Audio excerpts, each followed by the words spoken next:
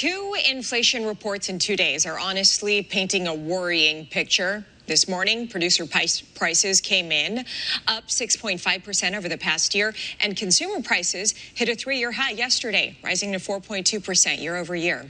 This is driven largely by a surge in energy costs.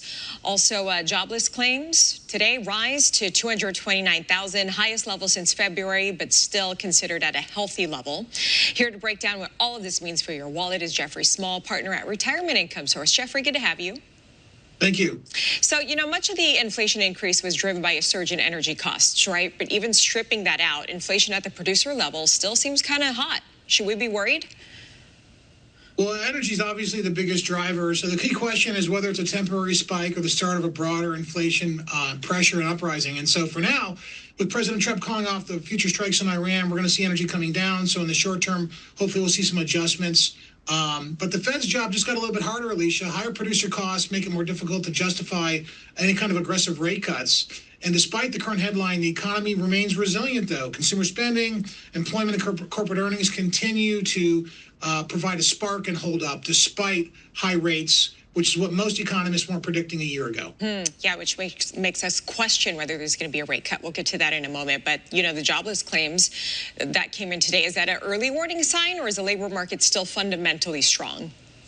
It's still fundamentally strong. It shows the labor market is cooling, not cracking.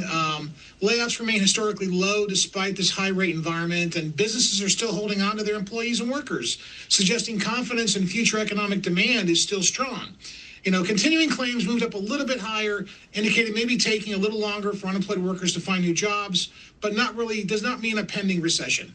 Okay, so with the labor market still fundamentally strong, with the two hot inflation reports back to back yesterday, today, is there any realistic chance the Fed cuts rates this year, even with the new Fed chair, or maybe are you even predicting a hike in interest rates?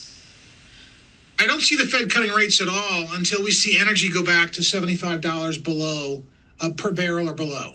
And that's not going to happen until we resolve the Iranian issue. And so the longer this Iranian quagmire goes on, the worse it is for rates. Unfortunately, the worse it is for energy prices. Those are all directly correlated at this time. So for someone watching at home, maybe they're thinking about their retirement savings. What should they be doing right now in this kind of environment we're dealing with? I think right now they should stay focused on being an investor and being invested, because earnings are still growing very rapidly despite this high inflationary, high rate environment. And it can definitely have some decent returns between now and the end of the year. We see another 10 to 12% of potential upside in the markets because earnings are growing. And as long as earnings keep growing, regardless of the inflationary pressures we have, it'll be good for investors that are investing in common stocks. Yeah, wages are growing, but inflation is outpacing wages. So hopefully that turns around, it flips, so people can actually start saving and investing. Jeffrey Small, partner at Retirement Income Source, thank you for your insight today. Appreciate it as always. Thank you, Alicia. You got it.